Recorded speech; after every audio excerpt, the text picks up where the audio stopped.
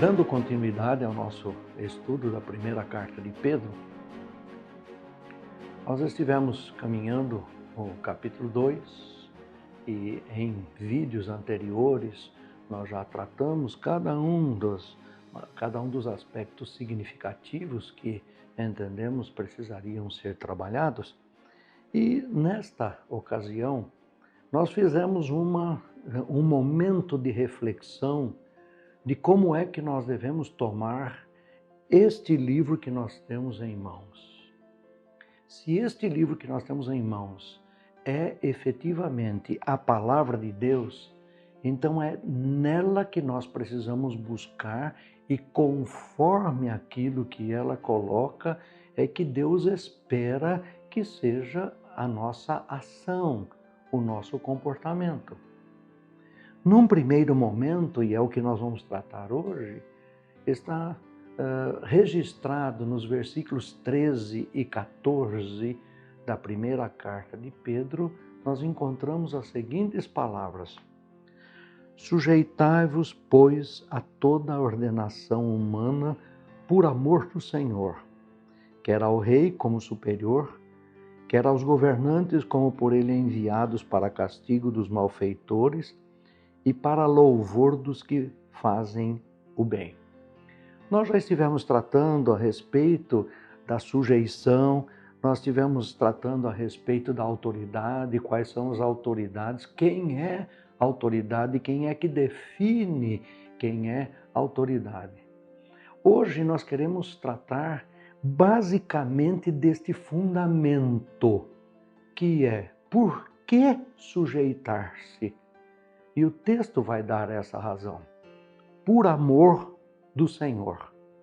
Bom, mas o que isso significa? Porque isso parece que nos traz algumas dificuldades. A nossa motivação não é evitar uma punição, porque isso me faz lembrar um aspecto de que muitas pessoas dirigindo o seu veículo, principalmente à noite, dirigindo o seu veículo, se aproximam de um semáforo. O semáforo está vermelho. Ele olha para a esquerda, não vê ninguém vindo. Olha para a direita, não vê ninguém vindo. Olha no espelho retrovisor, não. Ele olha e vê uma viatura com a sinalização acesa. Ele não ultrapassa o vermelho. Mas se ele não vê essa viatura, ele queima o semáforo. Essa é uma questão típica nossa. Nós muitas vezes fazemos as coisas e temos um comportamento com medo de punição. Mas não é este o sentido. O sentido é por amor ao Senhor, porque desejam honrar ao Senhor que constituiu essas autoridades. Observar as leis feitas pelo homem com cuidado, desde que essas leis não entrem em conflito claro com as Escrituras, nós vamos estar atendendo a isso, porque o próprio texto já disse lá atrás que a autoridade ela vem para o nosso bem, para quem está de acordo, e vem para o nosso mal, para a punição. Mas não é esse o nosso motivo. Nós temos o grande exemplo de Cristo. Mesmo diante de um governo absolutamente injusto, mesmo diante de autoridades que não, diríamos assim, não teria como reconhecer como autoridades, ele foi sujeito a essas autoridades. E ele é o nosso grande exemplo. Ele não veio para retirar o governo que estava estabelecido, porque esse governo estabelecido foi estabelecido pelo seu Pai, Deus.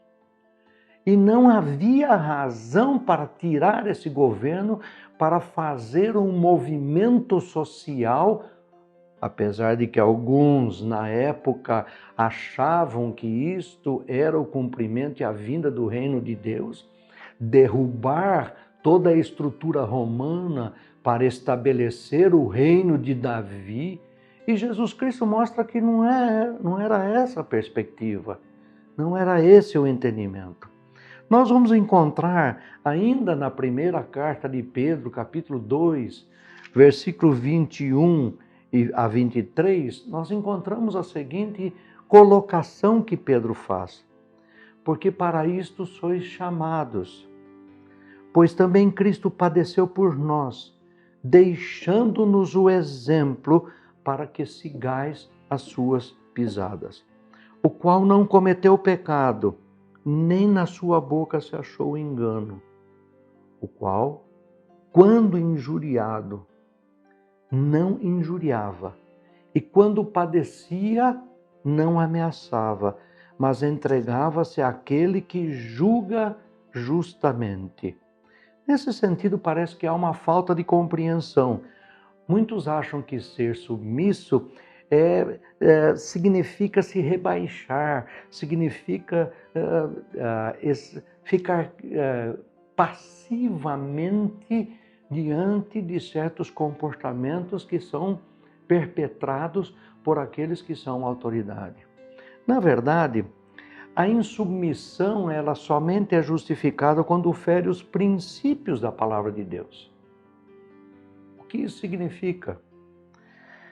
Se de repente vem uma lei dizendo que as igrejas são obrigadas a acolher e apregoar o aborto, a igreja seria insubmissa, pois não aceitaríamos tal lei. Porque isso vai contra aquilo que a própria palavra de Deus diz. O governo não pode e não tem o direito de controlar o púlpito.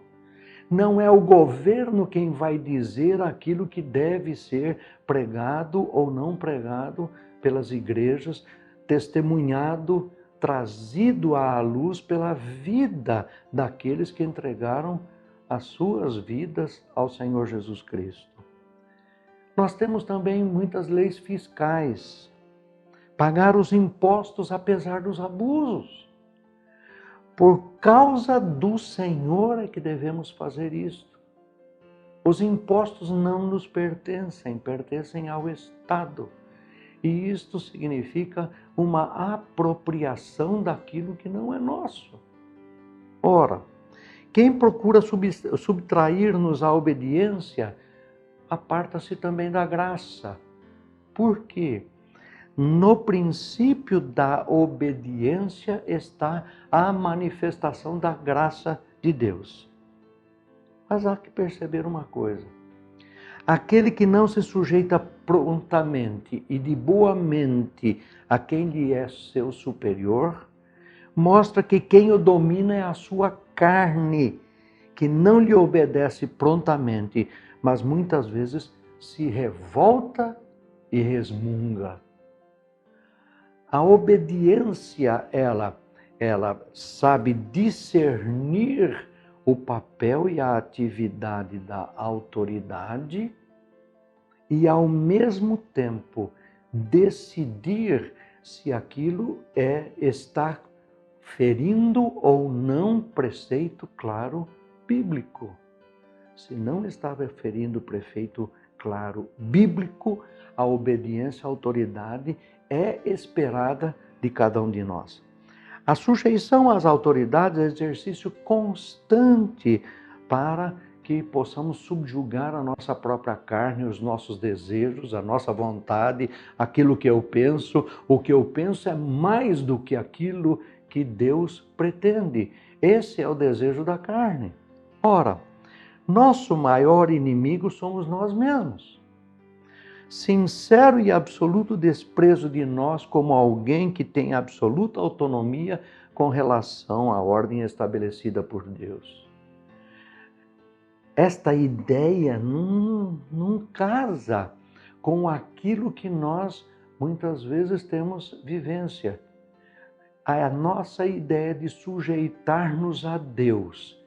E esse sujeitar-nos a Deus significa também estar sujeito à autoridade, e isto fazemos por amor ao Senhor, não por amor à autoridade, mesmo porque a autoridade é passageira, mas o Senhor é permanente. Porque ainda nos amamos desordenadamente, e porque nos amamos desordenadamente, nós precisamos controlar em nós esse desejo de querer ser mais do que o propósito de Deus para a nossa vida. O que é a sujeição a um homem por amor de Deus quando eu, o Todo-Poderoso e Altíssimo, que criei do nada todas as coisas, mas me sujeitei na humildade de ser um homem por amor de vocês? Fiz-me humilde, fiz-me um de vocês e dei o exemplo de como é obedecer às autoridades. Nesse sentido, nós encontramos em Hebreus, nós vamos achar Hebreus capítulo 5, versículos 5 a 9, nós vamos encontrar as seguintes palavras. Assim, também Cristo a si mesmo não se glorificou para se tornar sumo sacerdote, mas o glorificou aquele que lhe disse: Tu és meu filho, eu hoje te gerei. Como em outro lugar também diz: Tu és sacerdote para sempre, segundo a ordem de Melquisedeque. Ele, Jesus, nos dias da sua carne, tendo oferecido com forte clamor e lágrimas, orações e súplicas a quem o podia livrar da morte, e tendo sido ouvido por causa da sua piedade, embora sendo filho, aprendeu a obediência pelas coisas que sofreu. E tendo sido aperfeiçoado, tornou-se o autor da salvação eterna para todos os que lhe obedecem. Veja, o exemplo de Jesus Cristo é uma obediência incondicional ao Pai. Mesmo naquela situação, naquele momento onde ele clama e diz: Pai, passa de mim esse cálice. Ele, significativamente, ele diz: Eu vim aqui para que seja feita a tua vontade e não a minha.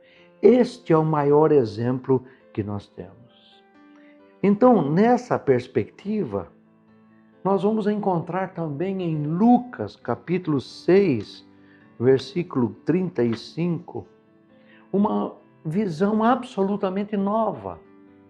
E é esta visão absolutamente nova que é trazida pela palavra de Deus no nosso relacionamento com as autoridades.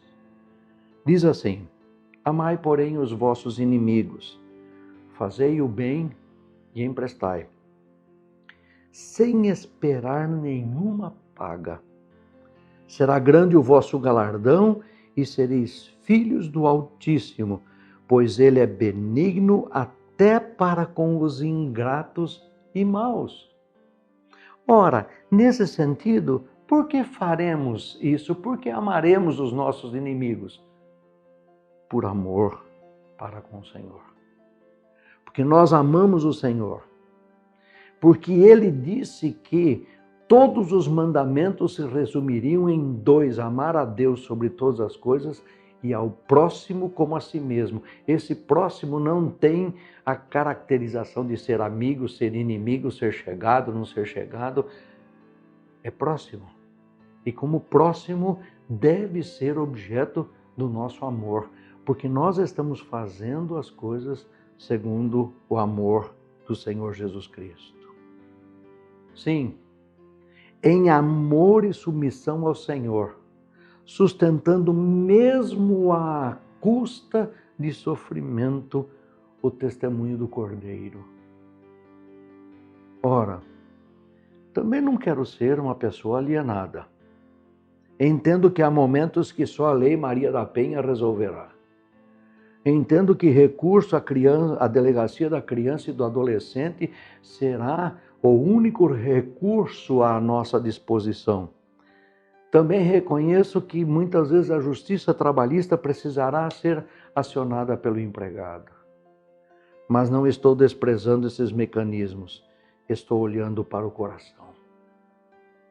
Estou pensando em não nos entregarmos a uma alma pusilânime que é um indivíduo fraco de ânimo, de energia, não sabe como tomar decisão. Estou pensando no coração que joga papel no chão e dá de ombros, como quem diz que nada tem a ver com isso. Esse mundo é um lixo mesmo, então não estou nem preocupado, não estou nem aí. Não. Precisamos aprender sobre reverência, respeito e submissão. Aquela submissão que não se resume a cumprir ordens, mas que colabora com uma missão de Deus, no melhor de suas capacidades, a missão de mostrar o amor de Deus para com o ser humano. Isso ele faz por amor, mas também faz por uma razão que é fundamental. Ele sabe que o dia do Senhor virá. E esse dia do Senhor, quando vier, quando ele chegar, todas as pessoas, todos os joelhos se dobrarão diante do Senhor. Jamais queiramos estar do lado errado, no dia em que, conforme diz Apocalipse, capítulo 6, versículos 15 a 17, diz assim: e os reis da terra, e os grandes, e os ricos, e os tribunos, e os poderosos, e todo servo, e todo livre, se esconderam nas cavernas das rochas das montanhas, e diziam aos montes e aos rochedos: caí sobre nós, e escondei-nos do rosto daquele que está sentado sobre o trono, e da ira do Cordeiro, porque é vindo o grande dia da sua ira. Quem poderá subsistir? A vinda do Senhor Jesus Cristo não é só o momento quando seremos levados definitivamente para a presença de Deus Pai, para viver eternamente com Ele, mas também é um dia de julgamento e de ira. Essa questão de por amor do Senhor é uma questão que deve marcar a nossa vida. Qual é o motivo pelo qual fazemos as coisas?